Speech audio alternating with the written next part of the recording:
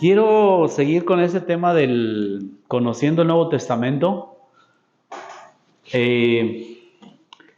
pero entendiendo así cómo está hecho, cómo fue hecho también. Ya les he explicado cuando me refería a los evangelios de la infancia de cómo se creó. Vimos algo de las etapas que tuvieron que pasar para que se escribieran estos libros. Los evangelios, las cartas de Pablo, las cartas católicas, que son cartas de Juan, de Pedro, de Santiago, de Judas, y el Apocalipsis. Entonces, quiero darles más o menos un repaso de esto, del proceso de cómo se formó el Nuevo Testamento, y luego vamos a dar paso a ver las formas literarias, o sea, como hay cosas que no podemos leerlas todas igual, lo que les explicaba de las diferentes partes o secciones que hay en un periódico, por ejemplo. Unos son cuentos, otros son chistes, otros son historias, otros son crónicas, otros son entrevistas, otro es publicidad simplemente. Entonces, en el Evangelio también hay secciones más narrativas, más históricas, te cuentan un acontecimiento que realmente pasó. Hay otros que no, otros son cuentitos. Bueno, no son cuentitos pues, pero parábolas. Una parábola pues es una historia inventada tal vez, pero que te ayuda, que te da un mensaje. Y entonces el problema es cuando el lector moderno, el actual, el lector de hoy, nosotros leemos todo pensando que es lo mismo. Decimos, no, pues esto tuvo que ser así. Si es la Biblia, así fue y no hay más. Cuando en realidad te está diciendo otra cosa, te está contando otra historia, te está explicando de otra manera. Pero conociendo como los géneros, uno entiende. Esto es un dicho, esto es una historia, esto fue un acontecimiento, y entonces uno va como conectándose más con lo que quieren decir. Pero empecemos un poquito con los evangelios. Voy a ir poniendo y voy a quitar esto de aquí, a ver si se sube. Adelante, adelante. Déjenme ver si pintan. Este casi no. Entonces ya lo vamos a desechar. Y este mejor. Y este tampoco ya no, nomás este rojo no sirve. Tengo voy a conseguir otros. Bueno, ahí tengo.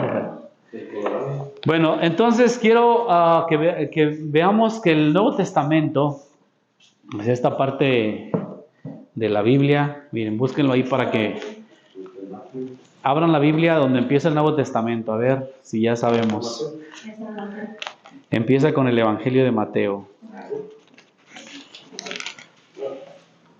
Esta Biblia además pues tiene una introducción larga y muy interesante.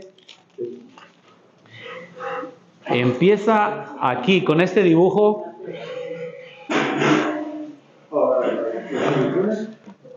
Nuevo Testamento, el mundo del Nuevo Testamento. Antes del Evangelio de Mateo, encuéntrenmelo. Ahí es donde empieza. Vayan atrás porque hay una introducción. Algo interesante que también pueden hacer es leer estas introducciones. A veces nos las brincamos porque es mucha letra, mucha información. Pero si van a leer un evangelio, pues leer la introducción al evangelio que van a leer o a las cartas. Y eso pues les va a dar datos, información y demás. Esta Biblia pues tiene una introducción larguita. Estos libros que ven aquí, que uno otra vez vuelvo a explicarles, la Biblia no es un libro, son muchos libros. ¿Ok? Entonces, la primera parte, la más gruesa, la más gordita, corresponde a lo que se llama la Biblia judía, la Biblia hebrea. Esto lo heredamos nosotros, el cristianismo lo heredó del judaísmo, que son la ley, la Torá, la ley, los primeros 5 libros de la Biblia, luego los profetas y luego los escritos. Los judíos así dividen su Biblia: Torá, Nebim, Ketuvim, así se llaman. Torá es la ley, Nebim son los profetas, Ketuvim son los escritos. Y también es muy interesante conocer cómo se formó esta parte. Pero ahorita hemos estado más enfocados en esta parte más delgada de la Biblia. Todo es la Biblia, por supuesto. Pero los judíos, hasta aquí llega su historia, su Biblia. Ellos no tienen el Nuevo Testamento. ¿Pero por qué? Porque ellos, su Biblia sigue siendo esta: los que no han creído o aceptado a Jesús. Para ellos Jesús es solamente un judío famoso, un judío histórico, importante, reconocido, pero hasta ahí. Para ellos la fe es la fe basada en la ley de Moisés, y también para nosotros. Pero para nosotros le damos como esa continuidad a esta historia que se prolonga en la persona de Jesús, de sus discípulos y de las nuevas comunidades que surgieron a partir de ahí. ¿Sí me explico? Entonces, no esperen que los judíos lean esto. Lo leen como, a lo mejor como curiosidad, como leer otro libro. Pero para ellos esta parte no es. Pero para nosotros y los que hemos creído en Él, en Jesús, pues esta parte es muy importante, que aquí nos enseña quién fue Jesús, qué hizo, qué enseñó, qué hicieron sus discípulos, cómo empezó es lo que hemos visto a lo largo de todas estas clases. Vimos ya los Hechos de los Apóstoles, vimos los Evangelios de la infancia, y de hecho empezamos hace un año, curiosamente en la Pascua, leyendo los relatos de la pasión, de la muerte y la resurrección de Jesús. Pero bueno, quiero darles un poquito más de información de estos libros, los libros podríamos decir la parte cristiana, quieren decir la parte judía y la parte cristiana. Sí, rapidito, padre. Pero ellos, la Biblia de los judíos, ellos no incluyen entonces esto, ¿verdad? No, tu Biblia hermano incluye esto. Sí. ¿Verdad? Sí, ellos llega hasta ahí. Creo que hasta los salmos, los profetas y los salmos, los escritos. Ellos esto no tienen. No. ¿Verdad? No, ellos no tienen esa parte. Hubo un tiempo en que algunos querían, de la parte cristiana, querían hacer también eso, dejar nada más el Nuevo Testamento y dejar a un lado el antiguo, pero no se puede. Fíjense, en 1994 creo que es el documento, hay una comisión bíblica en Roma, el Vaticano, que sacó un documento una declaración también donde dice: la Biblia es toda, completa, desde el Antiguo hasta el Nuevo Testamento. No, porque acá pues hay cosas que a veces no nos gustan en el Antiguo Testamento, cuando habla de matanzas, de venganzas, de órdenes de exterminio, diciendo: no, esa parte es como si fuera un Dios malo y un Dios bueno, que es una discusión muy antigua que traían ya desde hace siglos. Pero bueno, más allá de eso, para nosotros la Biblia es completa, ¿ok? No es así que nada más voy a fijar acá porque aquí sí me gusta y acá no. No, hay que conocerla toda. Por ahora me estoy enfocando más en el Nuevo Testamento, porque es la parte, bueno, que los últimos temas que hemos explicado en las clases, empezando con la pasión, los relatos de la pasión y de la muerte de Jesús. Luego, pues vimos también los Evangelios de la infancia, luego vimos los Hechos de los Apóstoles, cómo empezaron las primeras comunidades, y luego los Evangelios de la infancia. Bueno, pero quiero contarles esta parte de cómo se formó esto. Primero, es quitarnos la idea de que el libro se haya escrito en una sola sentada, ¿va? Hay muchos autores ahí, no es solamente uno, no fue una persona la que escribió el Nuevo Testamento, son muchos. También en el Antiguo, todavía más autores. Y lo vemos, pues una guía puede ser los nombres de los libros. El Evangelio de Mateo no es el mismo que el Evangelio de Marcos. Se parecen. Marcos, Mateo y Lucas se parecen, pero no son lo mismo. Son diferentes. Fueron escritos en tiempos diferentes para comunidades cristianas diferentes. Entonces, y si bien el mensaje, pues por supuesto el centro es la persona de Jesús y su mensaje, cambia, no es igual. Si leen Mateo, van a encontrar cosas muy estilo de Mateo, que no son como Marcos, como Lucas o como Juan. Y las cartas de Pablo, pues también hay ahí una distinción de cartas que eran para todas las comunidades. Había cartas personales a Tito, a Timoteo, a Filemón, y había cartas que eran para todos. Pero hay unas cartas también, además que le llaman cartas paulinas, originales de Pablo, y hay otras cartas que no son de Pablo, que son de sus discípulos, y que pues le pusieron que eran de Pablo, pero en realidad no son, porque son ya muy tardías. Pablo ya se había muerto cuando se escribieron esas cartas. Las de Pedro, las de Juan, también tienen el nombre de San Pedro y de Juan, pero probablemente no la escribieron ellos, lo escribieron discípulos de esos apóstoles. Pero bueno, los autores son muchos, primera cosa. Entonces, ¿cómo podemos entender la formación del Nuevo Testamento? Y podríamos, primero la dificultad que tenemos, nosotros, es que estamos en el siglo XXI. Y lo que aquí se narra sucedió en el siglo I. O sea, son muchos años. Son 2000 años. 2000 años. Imagínense que lo que nosotros estamos viviendo, alguien quisiera recordarlo dentro de 2000 años, en el año 4000. Nosotros ya no vamos a existir, o sea, ni en sueños, sería imposible, ¿no? En el año 4000 estarán hablando de la historia de lo que sucedió en el año 2000, 2020, por ejemplo. Uno lo piensa y dice, no, ni siquiera me imagino tantos años, ¿no? Tantos siglos. Pero bueno, así es. Se ha estudiado mucho este proceso, no es algo los estudiosos de la Biblia pues fueron analizando el lenguaje, analizando incluso documentos muy antiguos, manuscritos que se pueden encontrar, testimonios, etc. Entonces, todo empieza ¿con quién? ¿Cuándo empieza esta historia? Voy a tratar de hacer, a ver si logro hacer así como una línea de tiempo. Todo empieza con Jesús Christos.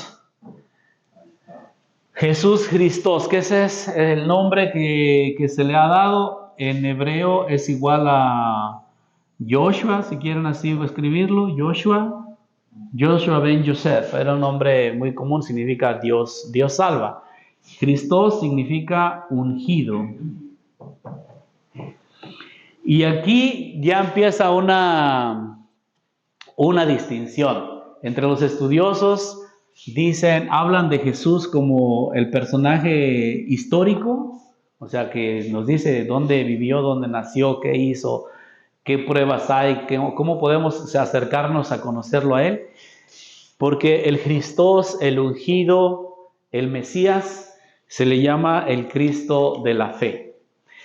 Una cosa es la misma persona, pero en la forma de acercarnos y de conocerlo, hay quien se ha querido acercar solo como el personaje histórico, preguntarse si existió, dónde, cuándo, cómo, todo lo material, y otros el Cristo de la fe como el Cristo resucitado, el Hijo de Dios, el Salvador. Eso ya es como a otro nivel. Pero bueno, para nosotros hay que, como decir, conciliar las dos visiones. Todo empieza con Él. ¿Qué pasa con Jesús? Estamos hablando este periodo del año, de acuerdo al calendario que tenemos, el calendario gregoriano, año 0 al año 30 o 33. Hay una variante ahí en este lapso de tiempo. Se acomodó así del nacimiento de Cristo en adelante, se hizo una cuenta y de ahí hemos ido sumando 2024 años hasta el día de hoy, ¿sí? Ese fue un acuerdo que con el Papa y los emperadores y los líderes de ese entonces, tiempo de Gregorio Magno, se decidió que así se contaba la historia. Desde el año 0, cuando nace Jesús, hasta el año 30, 33, que es cuando se supone, que aquí está su nacimiento y aquí está su muerte. la muerte de Jesús en el año 30 o 33. ¿Qué pasa porque de él habla el Nuevo Testamento y de sus seguidores. Ahí es como el inicio. Una de las características de Jesús, ¿qué es? Que él no escribió ningún libro. ¿Se acuerdan de eso, verdad? Sí. Si alguien dice, ¿qué libro escribió Jesús? No, él no escribió ningún libro. Suponemos, por el contexto histórico y por algunos pasajes, que sí sabía leer, leía hebreo. Había dos lenguas que convivían en ese tiempo. El hebreo, que es la lengua en la que está escrita el Antiguo Testamento, y el arameo. Jesús hablaba arameo. Pero su tierra había sido invadida en tiempos de Jesús por los romanos. Eso también ya lo vimos. Y los romanos, al principio, ellos entraron cuando estaba saliendo el imperio griego. En esta región se hablaba el griego, pero los romanos llegaron con el latín. Entonces era una mezcla de idiomas, ¿no? Entonces los romanos hablaban en latín. Esa era su lengua. Y ellos, Jesús, su pueblo, hablaban arameo y leían la Biblia en hebreo. Sabemos que cuando fue a Nazaret, ¿se acuerdan? En el Evangelio de Marcos, por ahí lo presenta, fue a Nazaret, entró en la sinagoga y le dan el rollo del profeta Isaías. Lo desenrolla, el encargado de la sinagoga le da un rollo porque la Torá no se guardaba así en forma de libro, sino en rollos. Lo abre y estaba el texto de Isaías. El Espíritu del Señor está sobre mí porque me ha enviado a los pobres a anunciar la buena nueva, etcétera, etcétera, etcétera. Y esa palabra se ha cumplido hoy. Lo enrolló y todos se quedaban viendo, ¿no?, a Jesús y se admiraban de su sabiduría. ¿Quién le ha dado esto? Entonces Jesús, ¿cómo enseñaba? Bueno, algo interesante también aquí es que este periodo, lo que vimos ya la infancia, luego su juventud y luego la edad adulta, ¿no? Esas serían como sus tres fases. Ya nos dedicamos a hablar de este periodo de la infancia. De su juventud, pues, o sea, hay cosas que suponemos, pero no se cuenta mucho. Se cuenta a los 12 años que se perdió en Jerusalén en una visita o peregrinación que hicieron por las fiestas de la Pascua. Pero luego, ¿qué hizo? Bueno, los mismos evangelios nos recuerdan que creció en Nazaret y era reconocido como el hijo de José y de María. Y que sus hermanos eran ahí, mencionan los hermanos, y se admiraban de dónde adquirió esta sabiduría. ¿Cómo explica eso él? Entonces, donde se enfocan más los evangelios es hablar de este periodo. De acá es muy poquito y aquí tenemos más datos, más de ese periodo. ¿Por qué decimos que 30 o 33 años? Porque en los evangelios sinópticos, el de Marcos, Lucas y Mateo, parece que predicó un año solamente. Juan abre más el tiempo y lo habla de 3 Pascuas al menos, y la Pascua es cada año, entonces serían 3 años más o menos. Pero bueno, lo que haya sido. Cuando Jesús tuvo alrededor de 30 años, empezó a anunciar. ¿Qué anunciaba? Sí anunciaba la conversión que dice, pues apártense de sus malas obras, de sus pecados, dejen de hacer injusticias, de andarse portando mal, heredado pues de lo que Juan enseñaba, Juan el Bautista. ¿Se acuerdan de Juan el Bautista, su predicación, el bautismo de conversión?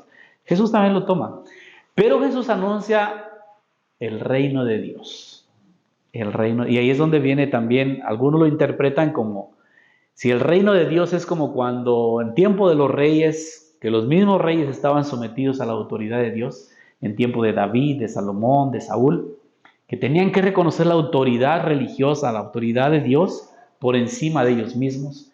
Entonces, era una forma de gobernar diferente, distinta. Y entonces decían, Jesús va a restaurar ese antiguo reino de Israel. Nos va a dar otra vez, porque ya Israel había pasado, fíjense, así, después de aquellos reyes y las divisiones, porque después de Salomón se dividieron, el norte y el sur. Las 12 tribus se pelearon, o sea, había guerras entre ellos a muerte. Luego vinieron la invasión de los asirios, luego la invasión de los babilonios. Y en esas invasiones, pues se los llevaban esclavos allá para Irak, para Irán, para aquellas regiones más del norte, porque eran imperios mucho más grandes, mucho más grandes. O sea, en el sur estaba Egipto y en el norte estaban los persas o los asirios, y pues ellos quedaban en el medio. Entonces, dependiendo de cuál pasaba por ahí, pues eran conquistados, no eran así como para allá y para acá. Entonces, ya habían sufrido la invasión de los asirios, de los babilonios, habían pasado mucho tiempo. Hicieron una reconstrucción en tiempos de Esdras, de Nehemías, cuando el rey Darío les dio chance de regresar y reconstruir. Pero luego vino la invasión de los griegos con Alejandro Magno, que derrota a los persas, y entonces viene una otra invasión y otro dominio y otras condiciones y demás. Y luego de los griegos, ya muere Alejandro Magno, se divide el imperio, y luego vienen los romanos y otra invasión. Entonces, pues ellos llevaban, ¿qué quieren? 1000 años esperando que esa reconstrucción se diera, y las promesas mesiánicas pues están en el profeta Isaías, en el profeta Jeremías. Anuncian un descendiente de David subirá al trono y reinará por siempre, y su reinado no tendrá fin.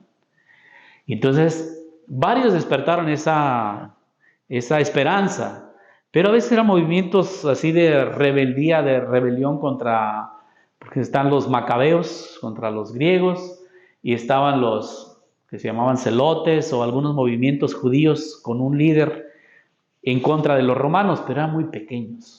O sea, sí hacían ruido y todo, pero no llegaban a tanto. Entonces Jesús despierta esa inquietud en este periodo, que tal vez él sería el elegido. Y de hecho, pues con sus discípulos, ¿se acuerdan que les repite una y otra vez? Vamos a Jerusalén y el Hijo del Hombre va a ser entregado.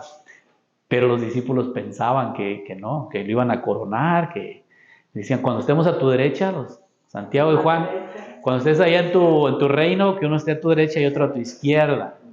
Y la mamá interviene también. Pero bueno, todo eso estaba pasando en ese tiempo. Y cuando Jesús empieza su predicación, no escribe, él habla, él enseña. Habla ese mensaje de conversión. Arrepiéntanse, porque el reino de Dios está cerca. Arrepiéntanse, es lo primero.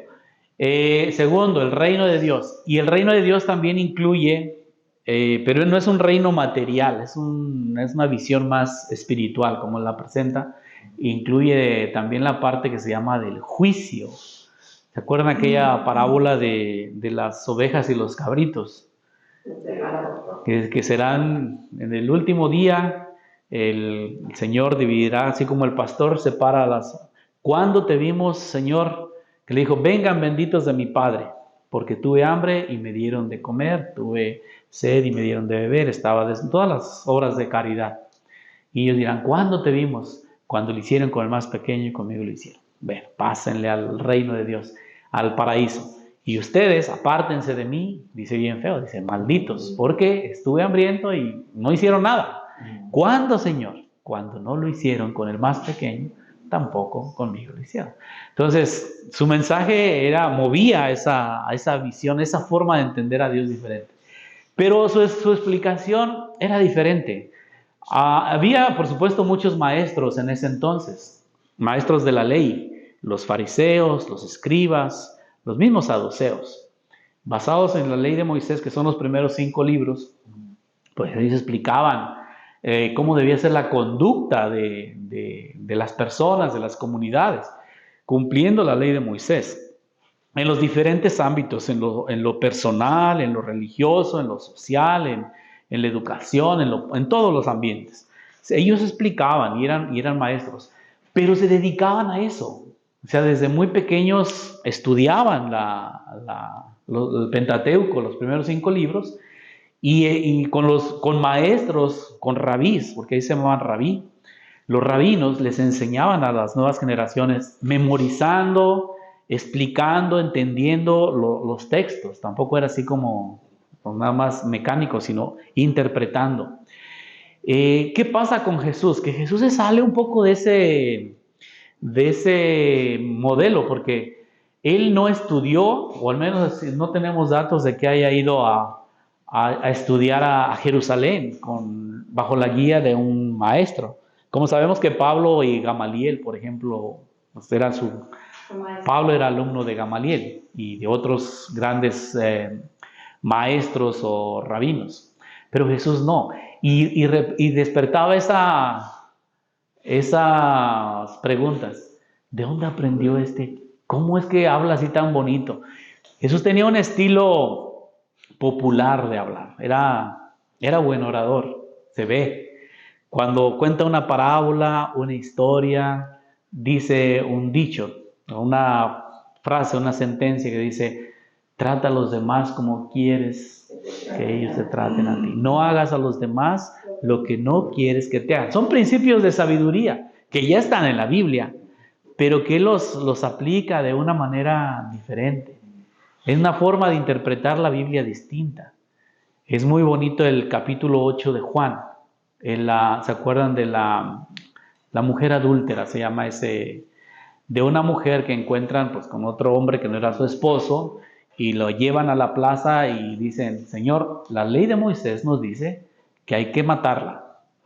O sea, tú, maestro, ¿tú qué dices? Y Jesús no decía nada, y Jesús no decía nada. Y él pone a escribir en el suelo, y como insistían, porque ya tienen las piedras en las manos, fíjense la forma de interpretar de Jesús. Aquel de ustedes que no tenga pecado, que le tire la primera piedra. Porque también es una de las... ¿Quién es, Señor, quién será digno de estar en tu presencia? El hombre de manos inocentes y puro corazón, que no confía en los ídolos. Es el Salmo, un salmo. Entonces, ellos mismos, aquellos maestros de la ley, aquellos acusadores, sabían que pues todos somos pecadores. Todos nos falla algo delante de Dios. Y con esa pregunta que Jesús les hace, no les dice ni sí ni no, nada más dice: ustedes tomen la decisión y háganse responsables. Porque si tú, siendo pecador, acusas a otro de ser pecador, entonces esa misma sentencia la recibirás tú, porque es falso tu testimonio, ¿no? Y entonces dice que empezando por los más viejos, aventaron las piedras. Sigue la historia.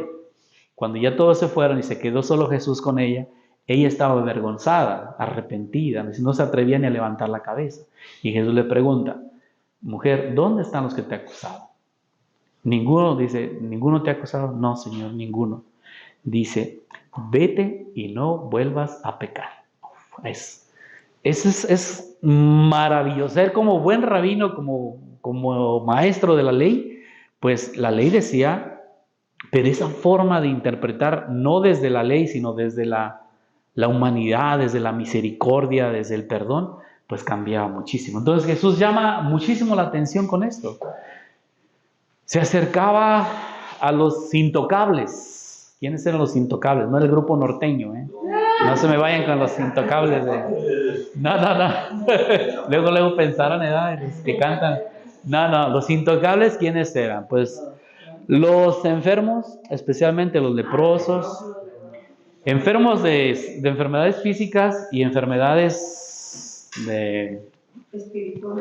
del alma, podrías decir, ¿no? Porque no podías tocar a un pecador público, los publicanos, ni entrar a sus casas. Jesús entraba con Mateo, con Simón el leproso, lo invita, Mateo el publicano, Zaqueo, el otro jefe de los recaudadores. Entonces, Jesús aléjate, Señor, porque es más, los mismos leprosos, porque la lepra pues es una enfermedad de la piel, tenían que andar con ropa así desgarrada, colgarse campanas o algo que hiciera ruido y fueran gritando: impuro, impuro, así para que no se acercaran, para evitar un contagio. Y cuando Jesús dice que le gritan de lejos: Jesús, hijo de David, apiádate de nosotros, pues le gritan porque no se pueden acercar. Y cuando Jesús se acerca y los cura, o llega y toca al leproso, pues entonces tenía otra forma de aplicar y de entender la ley. Y todo eso llamaba grandemente la atención. Su forma de enseñar, su forma, en fin, no me detengo ahí. Pero Jesús solo hablaba. Ahora, se hizo acompañar. Híjole, esta historia ya va a acabar el tiempo. Ahora, él se hace acompañar, llama a 12 discípulos, que nosotros llamamos apóstoles. Discípulo, pues es el alumno, el que aprende, el que se hace de... ahora, ¿a quiénes llama? Pues llama gente también muy sencilla. Eran pescadores, eran gente común, o sea, padres de familia. Hoy escuchamos la historia de la suegra de Pedro, ¿no? en el Evangelio, que fue a su casa y estaba enferma y la cura Jesús. Y pues no sabemos a qué se levantó, ¿no? Dice, se puso a servirlos. Y se puso a servir, probablemente y ahí hubo... eso se los digo para que se despierten, no están durmiendo. Pero bueno, este es el Jesús que habla. Ahora, esa primera generación, pues de los discípulos, están viendo y oyendo. Viendo y oyendo. Fueron testigos de lo que Jesús hizo, de cómo curaba, de cómo enseñaba. Todo eso van guardándolo en la memoria. Hoy tal vez, si hubieran en ese tiempo, andarían con el teléfono, grabando y sacando selfies, ¿no? No, pero eso lo van guardando en la memoria, porque después ellos van a hablar acerca de Jesús. Ya les dije que de lo primero que van a hablar es de cómo, de su muerte, de la pasión de la muerte y la resurrección. Esas fueron las tres primeros los acontecimientos de la vida de Jesús que se compartían. Vengo a hablarles de Jesús, que murió, que sufrió, murió y resucitó. Dinos más de él. Y después van hacia atrás de su vida, empiezan por el final, después van hacia atrás y dice, cuéntanos más. Me acuerdo de una vez que fuimos a Jericó y estaba ahí sentado un ciego pidiendo limosna. Y entonces ya cuenta la historia de cómo Jesús tuvo ese acercamiento y esa curación del ciego. Y luego me acuerdo también, entonces van haciendo esa memoria, pero también contándola. Estamos hablando de que de aquí, hasta el año 70, al año 90, todo esto fue también predicación oral, de memoria, de lo que la primera generación vio lo que hizo Jesús y lo contaban a los demás. No existía, en ese tiempo no existían los evangelios, no existía el Nuevo Testamento, se estaba creando apenas. Tal vez aquí podemos intercalar en el año 50 o 51, la primera a los tesalonicenses, está reconocida como el primer escrito del Nuevo Testamento. De Pablo, también eso es curioso. Primero la carta, y eso porque Pablo tuvo necesidad de mandar esa, pero es el libro primero que se escribió, antes que los evangelios, ya había esto. Pero bueno, entonces la primera generación cuenta esto de manera oral, y hasta el año 70 sabemos que se empiezan a poner ya las colecciones de milagros, de parábolas, de los relatos de la pasión, muerte y resurrección, se van poniendo por escrito. ¿Por qué? ¿Por qué fue necesario? Porque esa primera generación que había visto, la de los apóstoles, pues ya estaban muriendo, o sea, ya estaban pasando su tiempo. Ahora, ellos lo cuentan y lo comparten con los discípulos. Tal vez la segunda generación podría guardar todavía memoria de aquello, pero ellos ya no vieron aquellas cosas. ¿De dónde le iban a...? Dice, entonces, yo creo que fue hasta una misma petición de las comunidades. Oigan, pues a ti ya te está fallando el disco duro, ¿verdad? O ya estás muy viejito, ¿por qué no nos pones por escrito todo esto? Y ahí empezó a ponerse por escrito estos relatos. Y se los damos a Ajá. Entonces, ¿sí me explico con este proceso? Que no existió, no se dio así luego, sino que hubo, fíjense, casi un siglo al principio existió sin tener, más bien era platicado, era de forma oral. Lo que Jesús decía, lo que dijeron los discípulos, pero después dice, porque pasa esto, lo que dijo, pues ya al final no dijo aquello. ¿Será? Padre, perdón. ¿Y quién fue el primer santo o apóstol, no sé, que formó bien ya la Biblia? No, toda la Biblia, Sí, toda la Biblia. pues no fue uno, también fueron varios. A ver, ya después llegaremos a esa parte. Hoy no les alcanzo a responder esa pregunta porque ya nos vamos, pero vamos a llegar ya hasta el final, cuando se definió ya finalmente completos toda la lista de libros. O sea, que no me adelante. No se adelante, doña Lucy, vamos a llegar a esa parte. Pero eso nos da también una idea del proceso y de cómo podemos acercarnos, cómo entender estos libros, porque hay cosas que se repiten, hay cosas que también, ¿por qué cuenta diferente el mismo acontecimiento Marcos por ejemplo, Marcos y Lucas? ¿Por qué hay variantes? ¿Por qué no cuentan exactamente lo mismo? Porque eran orales, y cuando tú cuentas algo oralmente, pues te pasa algo, o le agregas algo, y ya después, ya poniéndolo por escrito, pues así quedó. Le ponen de cosecha. A veces sí.